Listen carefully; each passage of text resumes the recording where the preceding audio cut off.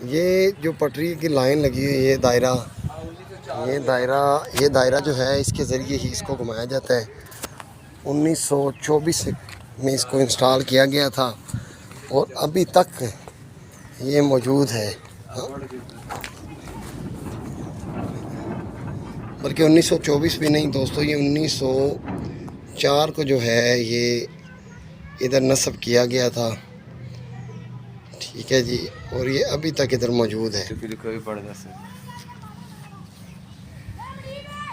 ये कंपनी का नाम है जो उस वक़्त बरतानिया की कंपनी थी, Ransomes and Rapier Limited makers, England. ये इंग्लैंड से बन के आया था, जो कि इधर उस वक़्त नस्ब किया गया था इंजन घुमाने के लिए। और इसका इस्तेमाल मैनुअल किया जाता है, कोई इस पर ऑटो सिस्टम नहीं है, बल्कि मैनुअली इनको इस दायरे के ऊपर घुमा के तो इंजन को वापस मोड़ दिया जाता है।